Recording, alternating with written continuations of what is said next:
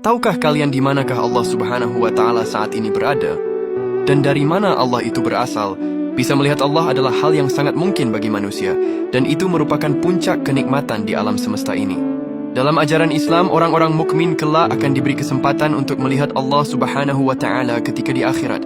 Kepercayaan ini adalah bagian dari keyakinan Ahlus Sunnah wal Jamaah dan dianggap sebagai salah satu kenikmatan terbesar di surga, bahkan di alam semesta.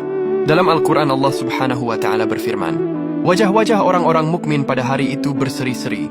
Mereka melihat Tuhannya." Quran Surah Al-Qiyamah ayat 22 hingga 23. Namun untuk di alam dunia, tidak ada satupun manusia yang mampu melihat Allah secara langsung kecuali orang-orang yang dikehendakinya. Bahkan, Nabi Musa saja sampai pingsan ketika baru melihat nur Allah Subhanahu wa Ta'ala. Allah tidak terlihat oleh mata manusia di dunia ini karena dia memiliki sifat al-ghaib, yang berarti tidak terlihat dan tidak dapat dibayangkan oleh makhluknya.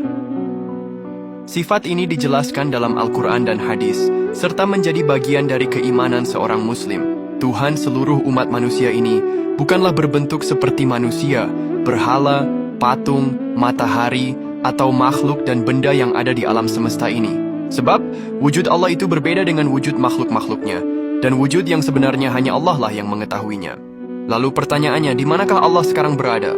Ayat-ayat Al-Quran dan hadis-hadis syahih menjelaskan bahwa Allah itu berada di atas arsy, atau yang sering diartikan sebagai singgasana Allah. Meskipun berada di atas arsy, Allah juga menegaskan bahwa dia bersama dengan makhluknya dan tidak terpisah dari mereka. Ini berarti Allah mengetahui segala sesuatu yang terjadi pada hamba-hambanya di bumi, dan dia dekat dengan mereka dalam doa dan ibadah. Oleh karena itu, sebenarnya Allah itu tidak terbatas oleh ruang dan waktu seperti makhluknya.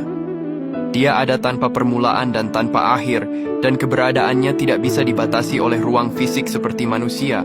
Ulama Ahlus Sunnah wal Jamaah meyakini bahwa Allah itu berada di atas arsy, namun juga mengetahui segala sesuatu dan sangat dekat dengan hambanya.